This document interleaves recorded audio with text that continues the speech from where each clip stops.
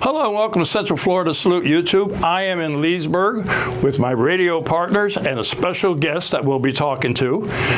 It's all about veterans and veterans causes, and you know what? I'd like to introduce at this time the station manager, Mr. James Floyd, who allows us to come in here to do this recording, and he's also a very strong advocate for veterans. You want to tell about the radio station? Well, thank you, Bob. I appreciate it. It's always a pleasure to have you here. You've been by my side for several years now. Yeah, I know. We love our veterans. Even though I was never able to get into the military because of a bad eye, I have a heart for military. My friend Rob Newton used to do a show called Veterans Resource on the radio, and resources for veterans is what we try to find. It's not always just about a vet, but it's about ways to help them, because I don't believe they get enough for what they've been willing to do. So even though I wasn't able to serve, and Rob has now passed on, I spoke with Rob's sister and said, I'd love to do a full 1-hour radio show, and we'll make Rob the key point of it to keep his legacy alive. And she said that would just be awesome. So that's what we did. Ever since Rob's been gone, we put together a 1-hour show, and we've had a couple different sponsors. We've got another one that I think may be coming on soon.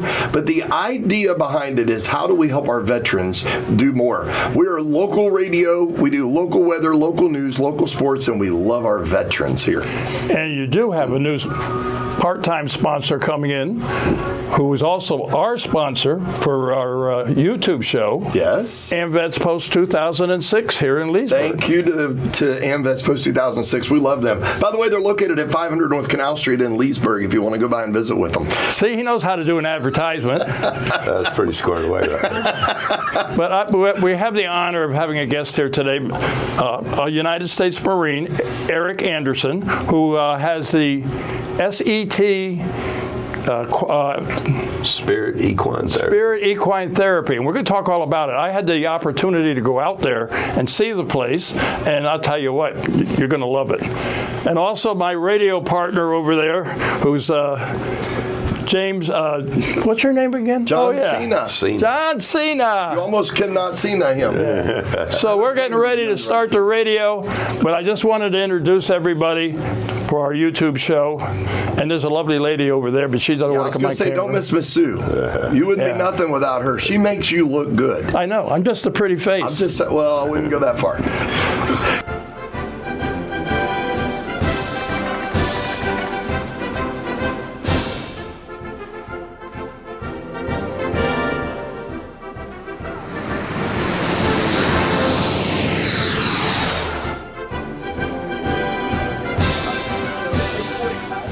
Okay, well, we don't have John O'Kelly, but we do have our other part-time announcer, John Cena, with us.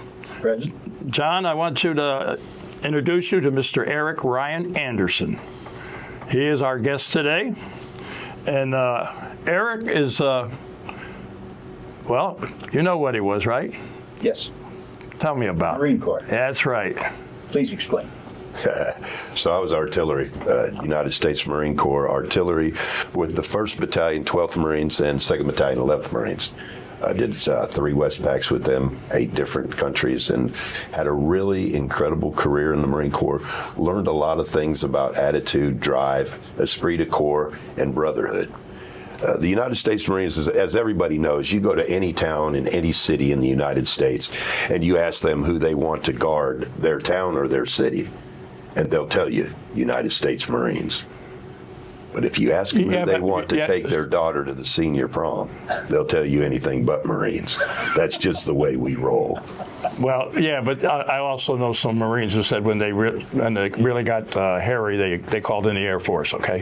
They might have called them in. It was just to keep them out of the way because y'all are an obstruction. I'm just kidding, guys. We appreciate all that. Oh, that was it for Eric. He won't be with us anymore. No, I'll tell you, Eric is a wonderful guy. I met him through James here. James gave me his name and talked about the Spirit Equine Therapy, and that's what I'm going to want him to talk about today. What's going on with that? When I heard about him, I went up and I visited your ranch, and I'll tell you, I was super impressed. I went up there with my daughter, one of my daughters, one of my granddaughters, and 2 of my great-grandkids, and they really loved the way you treated them, you know. You know, young people, their spirit, when they're new, their spirit is new. Everything is great. They love being around people. They haven't been betrayed or lied to or beat up, or their whole world is what they see. And our job as adults is to groom spirits, is to help these young people thrive and become the young people that they can. And it is so cool when you're dealing with a clean slate. And those young people were really cool to be around. They had a really good time, and they didn't bring any scared to them. A lot of times people see a 1,200-pound horse and they're frightened immediately because people say, don't walk behind them. Get away from them, they're going to bite you. These young people didn't have any of that. They just came up and enjoyed these big horses like teddy bears, and we have pictures of them petting them and having a big time. They got to sit up on the horse, and we walked them around. They weren't comfortable with riding on their own, but the smile, the feeling you get when you see a young person smile like that, you can't buy that off the shelf at Walmart. That's something that comes from the heart and the soul. And boy, we get to do that with veterans. We get to do it with first responders. We get to do it with all kinds of people, because my horses are so incredible. You saw how they all came in. They all went to their own stalls. Yeah, that amazed me. You know, you called them in, and they came in, and they went right to their own stall. You didn't have to tell them which one to go to. No. And I always tell folks, consistency breeds discipline. So if you're consistent and you're patient, you will get that. They stand unbridled in the wash rack and get pressure washed. You saw some of that. We do everything we do with our horses is so they can be horses. I get asked sometimes, did you break that horse? No. Well, who broke it? It's not broke. I do not break a horse. In my opinion, breaking a horse's spirit is taking away who they are. I want them on my team as a teammate. And it's the same thing with young people, with children. A lot of times, you're going to do what I tell you, or I'm going to smack your face off, and then they look like Daffy Duck getting their face slapped off. Well, no, that's not how we need to handle that. We need these young people to do what we're asking them to do because they respect us. And you get that respect by being consistent, by being loyal, and using your integrity. And that's how I treat my horses as well. But thank you for having the kids out. I enjoyed that. Well, yeah, and they really enjoyed it. You know, I mean, I was so happy for them, and they talked all day about it afterwards. You know, but I really love what you're doing. And I'd like to know a little bit more about what you're doing.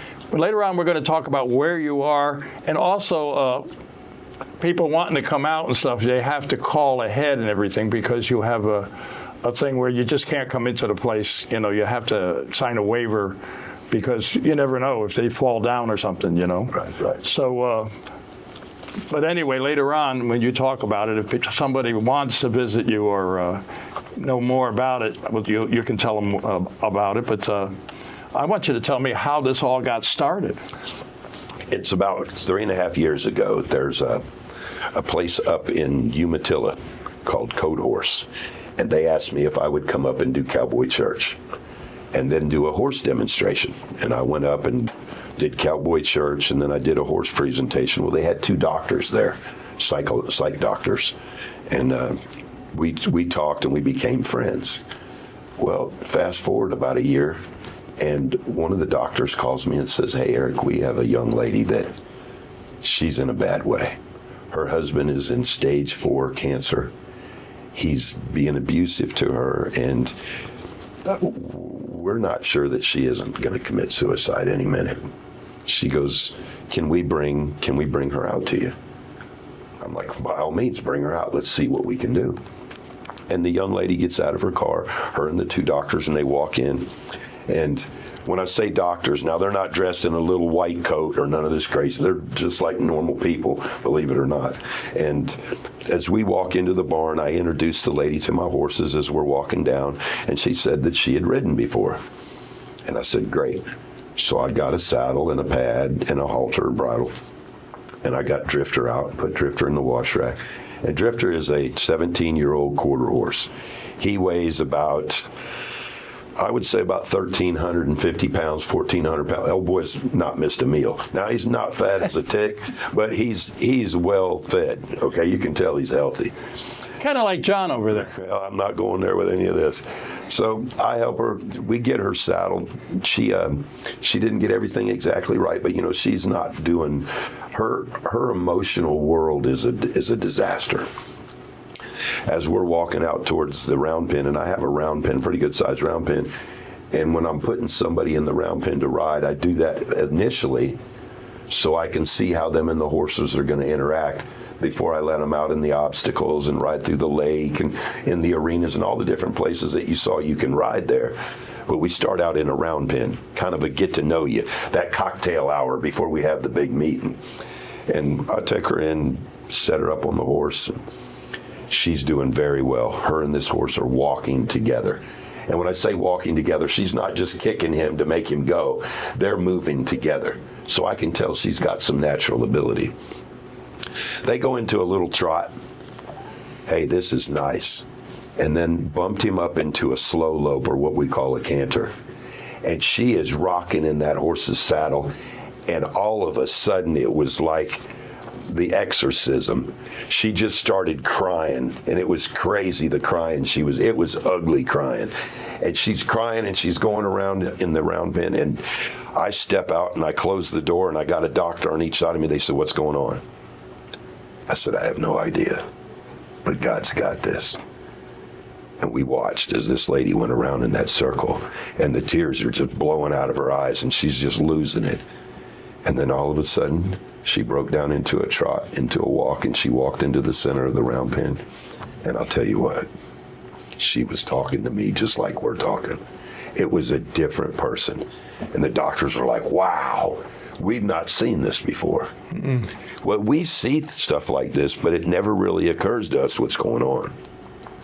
Since then, I've seen stuff like this happen with absolutely at least 30 different people. We'll do veterans retreats out. They'll sleep under that big tree by the round pen in the middle of the night, 2 o'clock in the morning, because a lot of times guys and gals that have a post-traumatic stress issue have problems sleeping at night. Imagine getting out of your sleeping bag, out of your tent, sitting on a picnic table and petting a giant horse in the middle of the night. And a couple of these guys were telling me that they got to pet the horses in the middle of the night underneath the stars with the moon. That's God's send right there. Yeah, it sure is. We have been so blessed, and the things that I've learned since I've been doing this are incredible. I had a lady, I say a young lady, she's older than me, was out at my house about 2 weeks ago. Her husband was in Vietnam, and he had a really rough time in Vietnam. And she looks at me and she goes, "Eric, my husband was a prisoner of war his entire life. He brought Vietnam home with him, and he lived it every single day." Now, I'm a member of the Marine Corps League, a member of Band of Brothers up in the villages. I'm a member of several veterans groups. And when we have a big night, a mess night where we're going to have a dinner, we dress up in our uniforms or in suit and tie. We always set a table for the BOW and the MIA. And it wasn't until that lady explained to me that her husband was a prisoner of war since Vietnam. He was at home in the United States of America, but still a prisoner of war. It makes a whole different flavor when I hear prisoner of war now.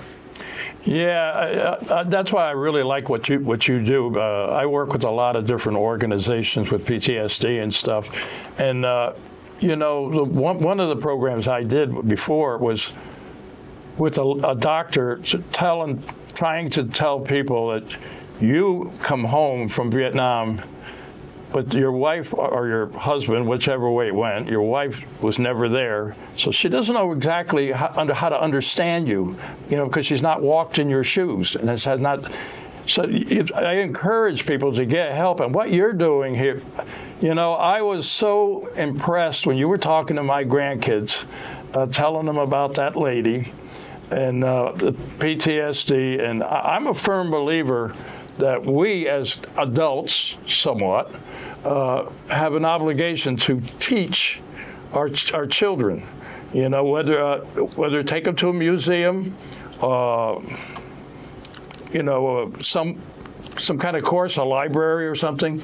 They need to know about what's going on, and people need to understand what these men and women have been through, You have a real passion for that. I saw that when I was up there with you.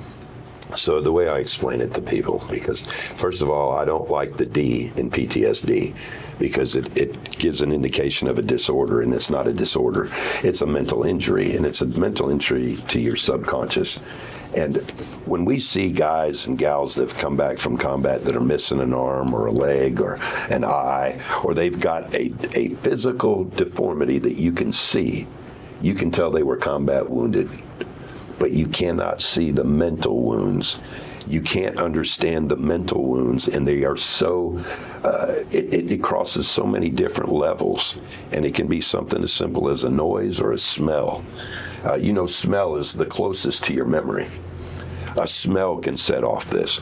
I had a guy, Potts. We do a parachute jump every year over in DeLand, and it's a tandem chute jumps where the veterans get to jump with a seasoned parachuter, and they get to do a parachute jump, but it's a tandem jump. And we get a plethora of different veterans up there, and one in particular was a guy named Potts. And Potts is telling me when he first got back from the desert, he's laying in his hospital bed, and he's looking at the clock. And every 7 minutes, he could push the button that would give him some pain relief. And he would push the button, and then he'd go 6 minutes 59, 58, and he's counting down to the next button push. That was his life for 3 months in the VA hospital. Wow. Now, the mental, you can't see. You can see the physical, but the mental you can't see and generally don't understand. There's 4 ways, as far as I know, and I'm not one of those doctors, that you imprint the subconscious. One is through repetition. If you're a military man or woman, you know what that means because on the first day in boot camp, they taught you how to walk. Take a 30-inch step with your left foot, sir. Eric, I don't mean to interrupt, but we have to take a commercial break, so hold that thought. All righty. We were talking about mental imprinting, and the 4 ways that I know of that it can happen. The one is, if y'all remember your first days in boot camp when you were learning how to walk, and the drill instructor, drill sergeant, whatever they say in the Air Force, the drill mom, she would say, just kidding, guys, forward. He can't help himself. I know, he's a Marine. The drill instructor would say forward, and the whole platoon would say, take a 30-inch step with your left foot, sir. And then you would step, and then you'd take your next step. And what we're doing there is we're starting out at ground zero, and we're imprinting the behavior that we want. And we do that through repetition, repetition, repetition, repetition. If you've been in martial arts, you practice the same movement over and over and over and over till you didn't have to think about it. What do we say in competition? You do it till you get it right, then you're good. You do it till you can't get it wrong, then you're great. And what we do is we mental imprint through repetition. The other way is initial imprint. The first time you've ever did it is an initial imprint. When you were growing up, you were taught how to brush your teeth. Your mom showed you the first time, and that was an initial imprint. And then you did it from there on in the same way. The other way is a substantial circumstance. You put your hand on the stove and you burnt your fingers. Probably not going to have to be told not to do that again, because that was a circumstance. And when we deal with PTSD, you have those circumstances in your subconscious. Your subconscious is not required to share that with your conscious. You ever been in a situation where you don't remember what happened? You were in a severe episode, but you don't remember everything that happened. But your subconscious got you through that, through things that you do. Now, what I have to do is teach people to do mounted shooting. You don't get sight alignment, sight picture, breathe, relax, aim, squeeze, stop, follow through. You got a 1,200-pound horse running wide open. You've got to see it and shoot it. It's got to be an instinctive thing. So we imprint you to do this without thinking about it.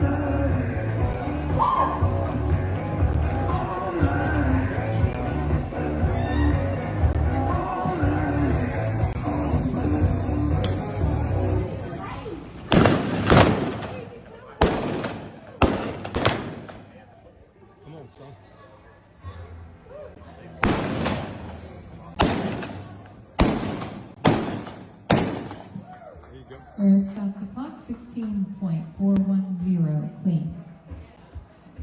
All right, next up.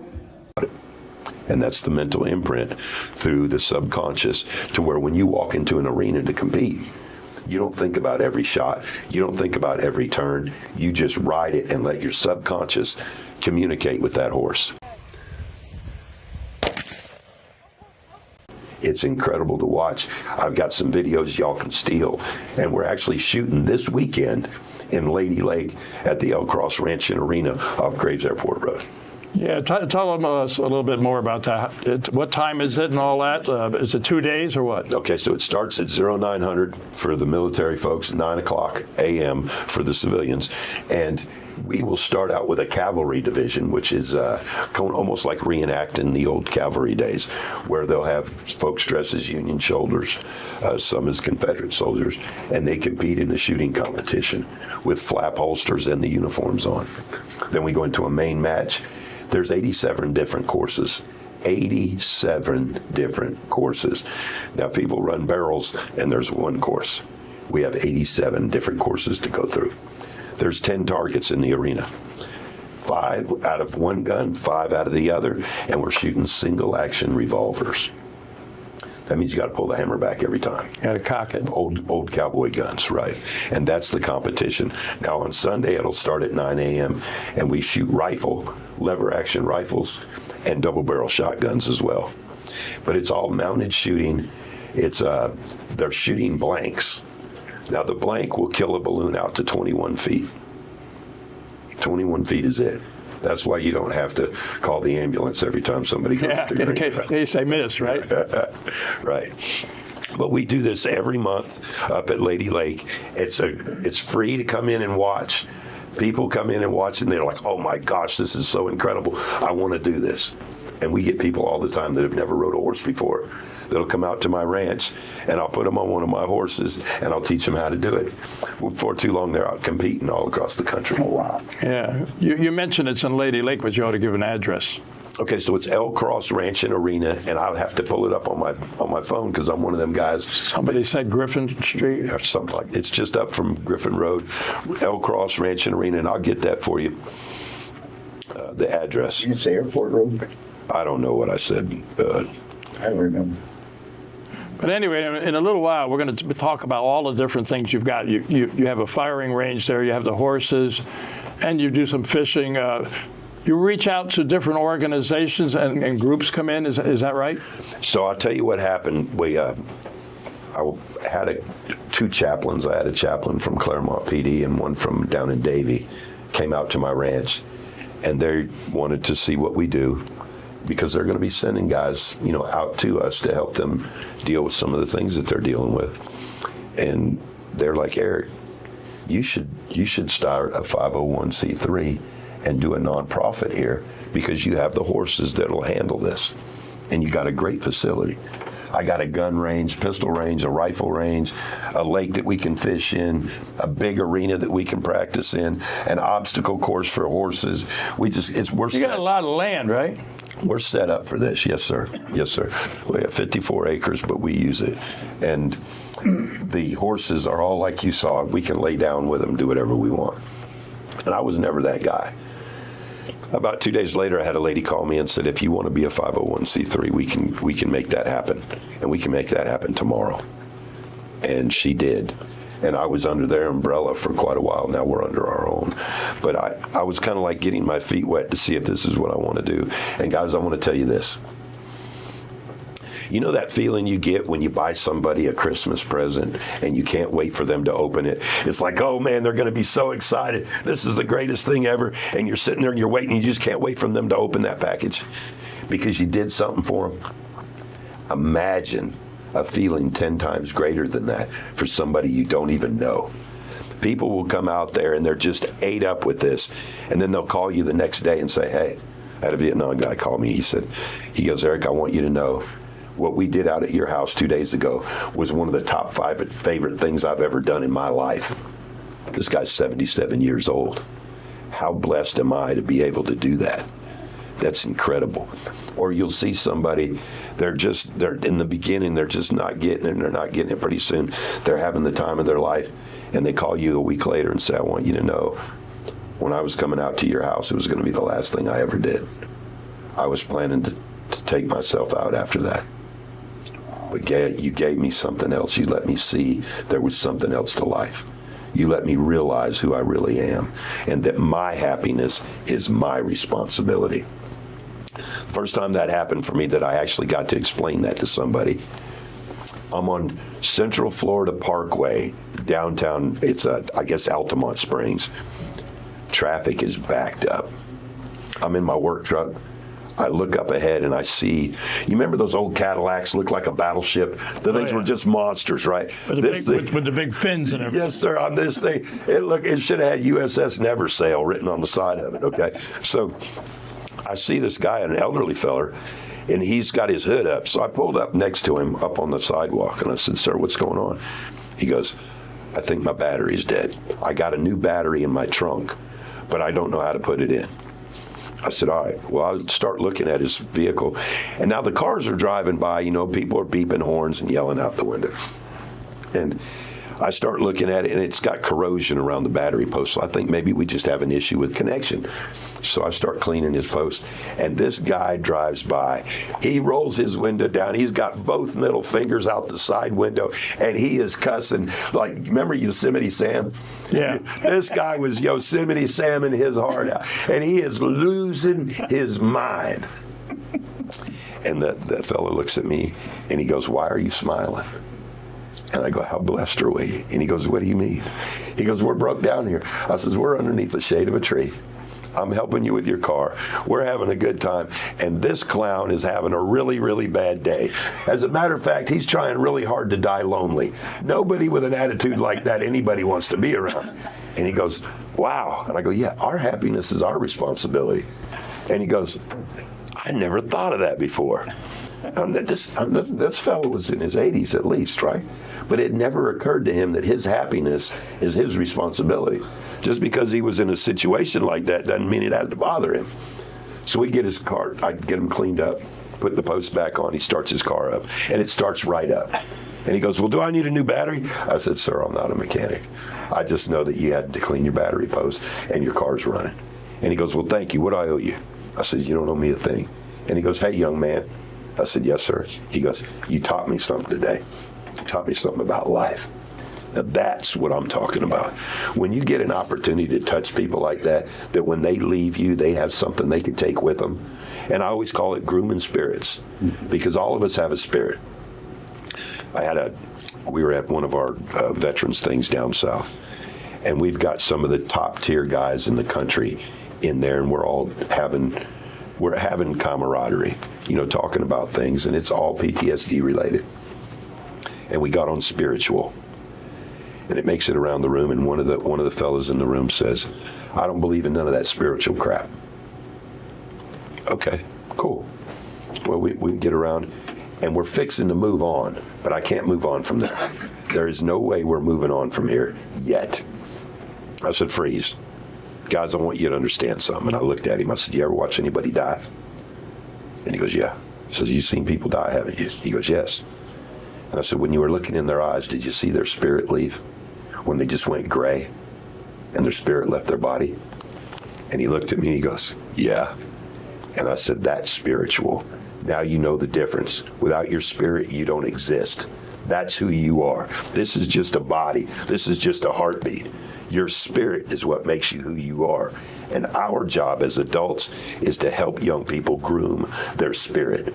Our job as people who deal with PTSD is to help people groom their spirit and help them deal with those spiritual injuries that they're packing around with them. And that's what I do at Spirit Equine Therapy. And I use 1,200-pound therapists to make that happen, because you are not going to bully a horse. You've got to ask for it, and you got to ask for it in a way they understand, and they will give you anything you want. But if you start beating on them, kicking on them, and treating them wrong, you won't have horses like mine. Yeah. That's what we do. We groom spirits at Spirit Equine Therapy.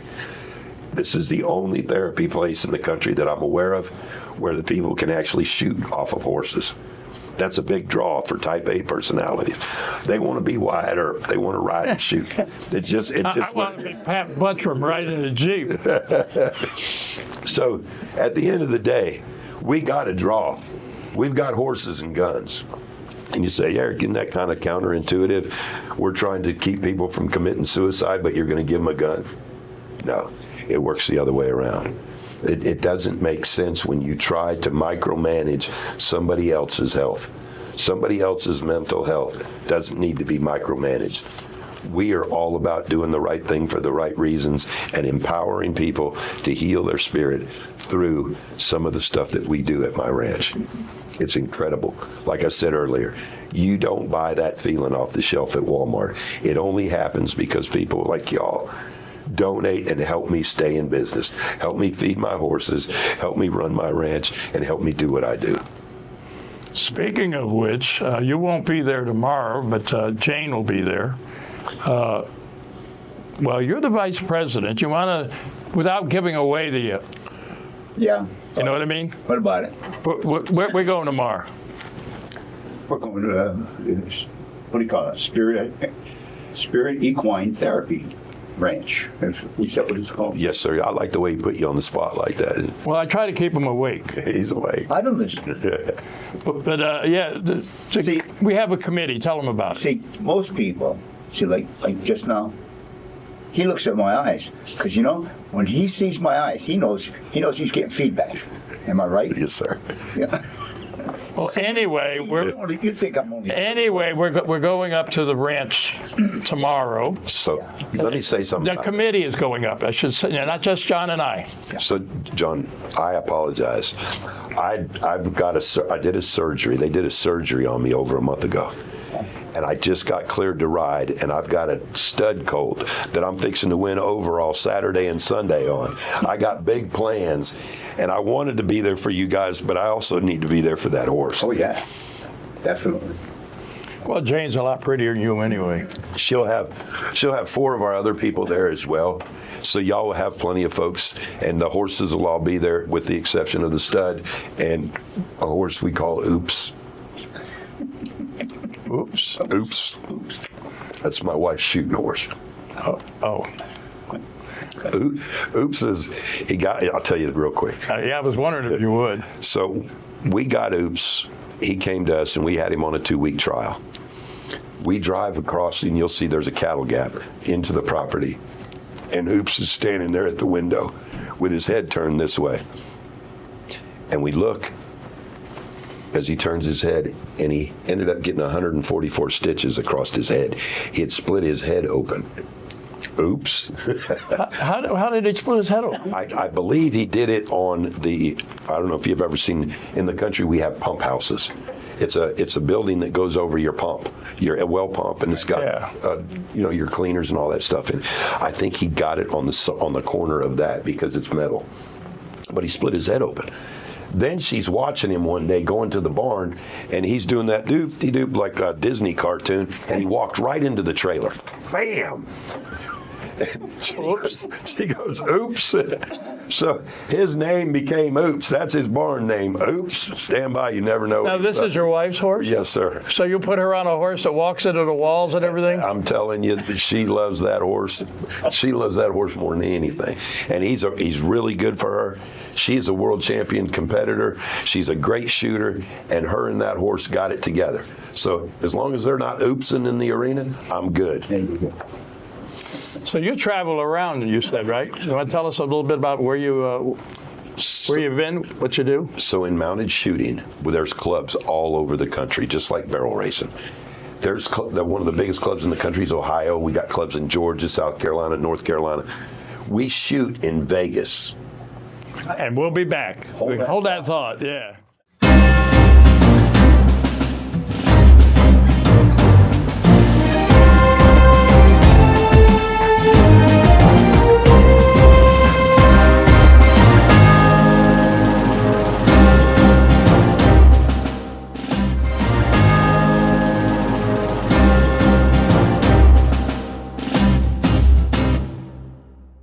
Today I'm at AmVets Post 2006, a major sponsor of Central Florida Salute, and I want to introduce to you the commander here, Ronnie Mack. Ronnie, tell us a little bit about AmVets 2006. Where are you located? And We are at 500 North Canal Street, Leesburg, Florida. It's right off of 441, between 441 and Main Street on Canal.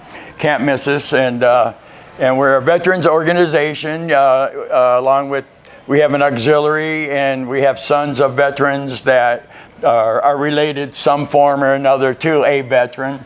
And we do a lot for a lot of charitable donations and stuff to charities in the area and in the county, and we're a major sponsor to Central Florida Salute. We're proud of it. We're glad to be.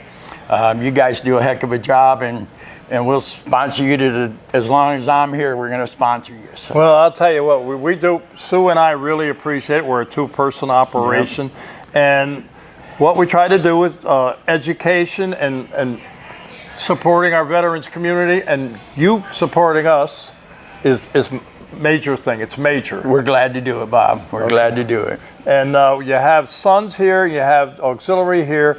You've got a website too, if somebody wants to join. Yep. It's don't punch into www. It's amvets-2006.org, and it'll take you right to our website, Facebook page, and all that's there, and you'll be able to find that. The webmaster, he tries to get the calendar on there every month, anything pertinent. There's a lot of other links on there for veterans to find out where to get help for certain claims and stuff like that. Our webmaster's really into that stuff. That's the guy you ought to be interviewing right there. So, well, you know what, he's got Ronnie? a lot of stuff. You have a lot of clout. You tell him to talk to me, and we'll get him on the show. Okay? I can do that. All right. But I just want to, on behalf of Sue and myself, we want to thank AMVETS 2006 because you guys are the major players behind us, and we appreciate it. But we just wish we could do more. We really do. Thank you. Thank you. You guys are awesome.